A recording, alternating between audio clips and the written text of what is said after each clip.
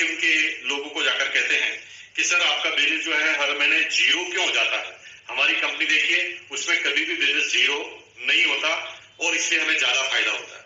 दोस्तों, सबसे पहले बिजनेस को समझना पड़ेगा।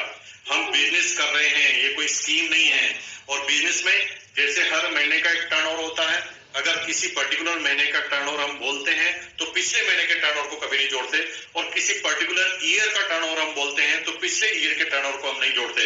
इसी तरह बिजनेस का मतलब ही है कि जो पीरियड है उसके टर्नओवर को हम ले, उस पीरियड के प्रॉफिट को हम ले, तभी वो बिजनेस कहलाएगा, बाकी वो बिजनेस कभी भी नहीं हो सकता।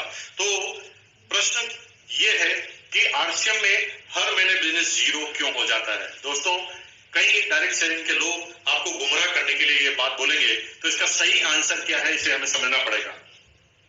कभी कोई आदमी ये कहता है आपको कि सर हम एक बार अगर 30% चले गए तो उससे नीचे 30% पर हम वापस कभी भी नहीं आएंगे।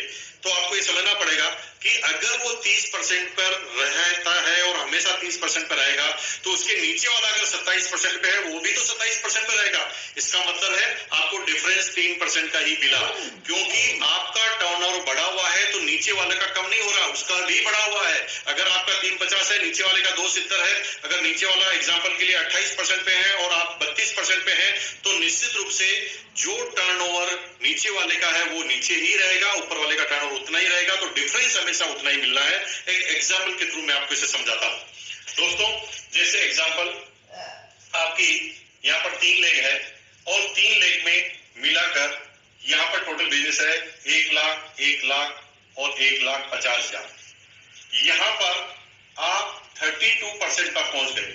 अगर आप यहाँ पर 32% पर पहुंच गए और 32% आपका हमेशा ही रहने वाला है, जैसे कुछ लोग कह रहे हैं, तो ये नीचे वाले लोग हैं उनका भी उतना ही रहने वाला है जितना उन्होंने एक बार कर दिया। यानी डिफरेंस आपको सिर्फ उतना ही मिलना है जितना डिफरेंस अभी मिल रहा है। ये सिर्फ समझाने की बात है, ये केवल किसी को गुमराह करने के लिए कहा जाता है, लेकिन कभी भी बेनिफिट नहीं होता इसका। लेकिन इस सब्जेक्ट को थोड़ा और आगे बढ़ाते हैं तो आपको क्लियर हो जाएगा।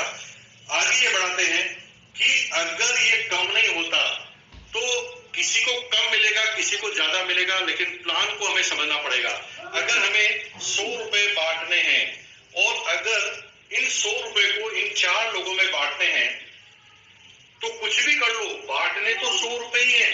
अगर इसको कम देंगे तो इसका ज्यादा हो जाएगा, इसको ज्यादा देंगे तो इसका कम हो जाएगा। बंटना तो 100 रुपए ही है। इसलिए सिर्फ दिखाने के लिए अलग अलग तरह की बात की जाती है। कैसे कि हमारी कंपनी साहब कभी जीरो नहीं करती, हमारी कंपनी का प्लान 90% का है, हमारी कंपनी कार फंड बनाती है, हमारी कंपनी बाइक फंड बनाती है, हमारी कंपनी हाउस फंड बनाती है। ये सारे फंडे हैं, ये केवल दिखाने के लिए होते हैं, और जब हम लालच में रहते हैं तो हम फंस जाते हैं।